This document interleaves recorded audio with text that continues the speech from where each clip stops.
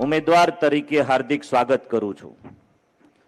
આપ સૌના જનતા જનાર્દન મતદાર કાર્યકરો અને સ્નેહીજનોના આશીર્વાદ અને શુભકામનાઓ સાથે ગત તારીખ 2 જૂનના રોજ વિસાવદર વિધાનસભાના ભારતીય જનતા પાર્ટીના ઉમેદવાર તરીકે ફોર્મ ભર્યું। ત્યારબાદ આજ સુધી હું આ મત વિસ્તારના દરેક ગામડાઓમાં ગામે ગામ પ્રચાર માટે ગયો। તે દરમિયાન આપણા મત વિસ્તારની જનતા, મતદાર ભાઈ બહેનો અને ભારતીય જનતા પાર્ટીના સૌ કાર્યકર્તા મિત્રોનો અભૂતપૂર્વ આવકાર, પ્રેમ અને સ્નેહ જોવા મળ્યો છે। એ બદલ હું આપ સૌનો ખૂબ ખૂબ આભાર માનું છું। આ વિસ્તારના ગામે ગામથી અત્યાર સુધીમાં હજારો લોકો, આગેવાનો, સરપંચશ્રીઓ, સમાજ શ્રેષ્ઠીઓના મને મેસેજ અને કોલ આવ્યા છે કે કિરીટભાઈ, તમે ચિંતા કરતા નહીં, અમે તમારી સાથે છીએ અને ભારતીય જનતા પાર્ટીને જીતાડવા માટે રાત દિવસ મહેનત કરીશું। આ વખતે સરકારની સાથે રહી અને આપણા વિસ્તારનો વિકાસની નવી ઊંચાઈ ઉપર લઈ જવો છે। આ દરેકને હું આજે આ મંચ ઉપરથી હૃદયપૂર્વક આભાર માનું છું।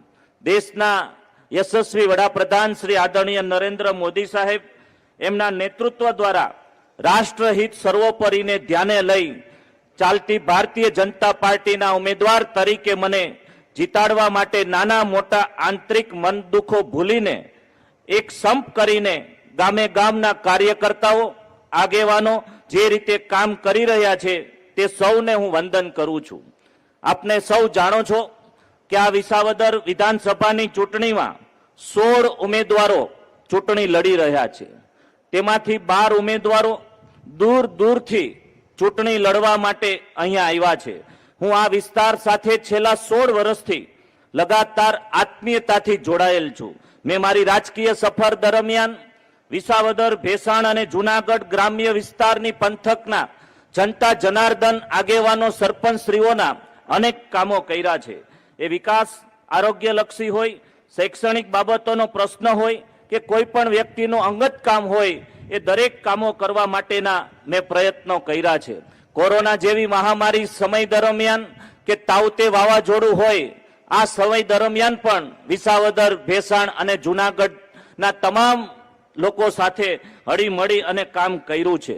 કોરોના જેવી મહામારી દરમિયાન જે વ્યક્તિ, જે બાપ પોતાના, જે દીકરો પોતાના પિતાજીનું મોઢું જોવા તૈયાર નહોતો, એવો સમય જ્યારે હતો ત્યારે અમે બધાએ સાથે મળી દરેક જગ્યાએ દવા પહોંચે।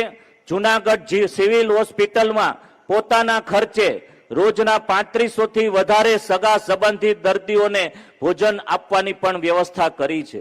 જ્યારે તાવતે વાવાઝોડા જેવો ખરાબ સમય હતો, ખૂબ જ ગંભીર પરિસ્થિતિ હતી, પશુઓને પીવાના પાણીની સુવિધા નહોતી, ત્યારે અમે રાજકોટથી જનરેટરો મગાવી વિસાવદર હોય કે ભેસાણ હોય, આ પંથકમાં ગામે ગામ અવેડા ભરાઈ જાય। લાઇટનો પ્રોબ્લેમ હતો, લાઇટ ચાલુ થતા 10 દિવસ થવાના હતા, ત્યારે અમે આ વિસ્તારના લોકો સાથે ઉભા રહ્યા છે। હું 16 વર્ષથી આ પંથકમાં સેવા કરી રહ્યો છું। ધારાસભ્ય તરીકેની સેવા કરવાનો આપ જો મને મોકો આપશો તો આનાથી પણ હું વધારે કાર્ય કરી શકીશ। અત્યારે અમુક લોકો બહારથી આવી ચૂંટણી લડતા વિપક્ષના લોકો જે વ્યક્તિગત રીતે મારા વિરુદ્ધ ષડયંત્ર કરી અપપ્રચાર કરી રહ્યા છે, ખોટો ભ્રામક પ્રચાર કરી રહ્યા છે અને જનતાને ગુમરાહ કરે છે, તેને કુદરત પણ માફ કરવાની નથી। હું ધારાસભ્ય તરીકે ચૂંટાયા બાદ તમને વિશ્વાસ અપાવું છું કે તમારી કલ્પના બહારના વિકાસના કામો અને લોકસેવાના કાર્યોનો હું સતત મહેનત કરીને કરીશ। આવનારા દિવસોમાં આપણા વિસ્તારમાં ખેતીલક્ષી પ્રોત્સાહિત કામોની સાથે સાથે ઔદ્યોગિક ક્ષેત્ર અને વેપારી ક્ષેત્રે ક્રાંતિ લાવવાના કામો પણ મારે કરવા છે। ભેસાણ અને વિસાવદરની ખેતીની સાથે સાથે હવે ઔદ્યોગિક ક્ષેત્રે આગળ વધી રહ્યું છે। સરકાર દ્વારા અહીંના યુવાનોને અને ઔદ્યોગિક સાહકોને ધંધો કરવા માટે નજીવા વ્યાજ દરે લોન અને સબસિડી પણ મોટા પ્રમાણમાં સરકાર આપી રહી છે। મને બાબતનો આનંદ છે કે ભેસાણમાં સરકારની આ યોજનાનો લાભ યુવાનો લઈ રહ્યા છે। ટૂંકી ખેતી હોય, 1, 2, 3 ભાઈઓ હોય ત્યારે એક ભાઈ ખેતી સંભાળે અને બીજો ભાઈ વેપાર કે ઉદ્યોગ સ્થાપવાનું વિચારે પરંતુ તેમને વેપાર ઉદ્યોગ માટે દૂર દૂર જવું ન પડે અને ગામડાઓ ભાંગે નહીં તે માટે સરકાર નાના વિસ્તારોમાં સબસિડીનો લાભ આપી રહી છે. આ લાભ દરેક જન સુધી પહોંચે એના માટેના પણ હું પ્રયત્નો કરીશ. આપ અને કોંગ્રેસના ઉમેદવાર પાસે કોઈ લક્ષ્ય નથી, કોઈ ઉકેલ નથી, માત્ર ઉગ્ર ભાષા, લોકોની ઉશ્કેરણી કરવી, આંદોલન અને ટીખળખોડી સિવાય કશું મળવાનું નથી. મને કહેતા આનંદ થાય છે કે આજે અહીંયા સરકાર ભારતીય જનતા પાર્ટીની છે, કેબિનેટ સિંચાઈ મંત્રી પણ અહીંયા ઉપસ્થિત છે. આપણા મત વિસ્તારમાં સૌની યોજના લિંક 4નું પાણી માગ્યા વિના પણ આપણને આપ્યું છે.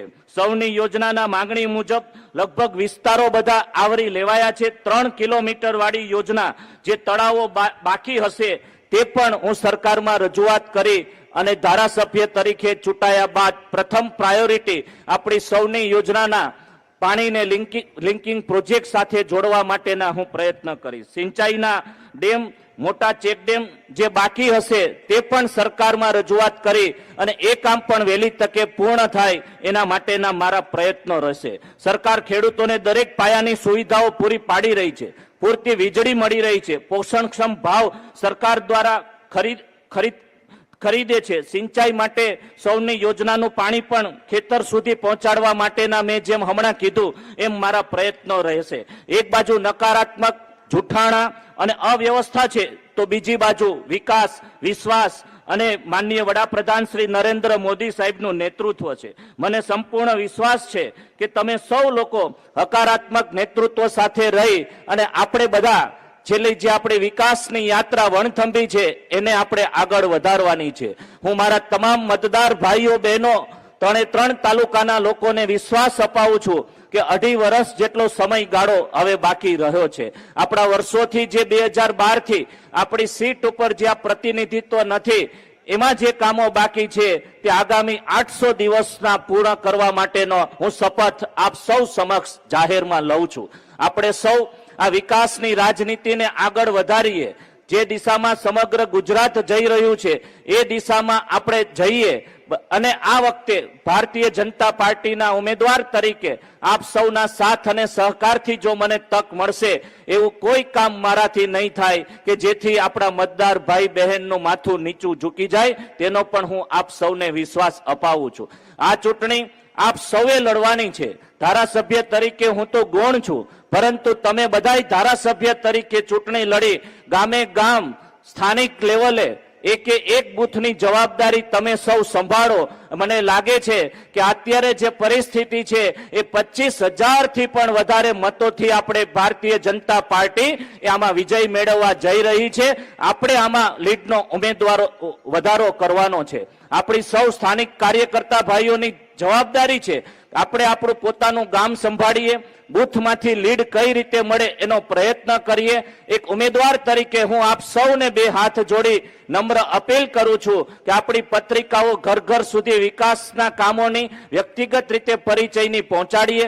ઘર ઘર સુધી સંપર્ક કરી નરેન્દ્ર મોદી સાહેબના નેતૃત્વમાં વિશ્વાસ અપાવીએ. એ જ આજના દિવસે મારી આપ સૌને નમ્ર પ્રાર્થના છે. આટલી મોટી સંખ્યામાં જુનાગઢ તાલુકો હોય, વિસાવદર હોય કે ભેસાણ હોય, આપ સૌ અહીંયા ઉપસ્થિત રહ્યા એ માટે આપનો આભાર માની મારી વાતને વિરામ આપું છું. જય જય ગરવી ગુજરાત.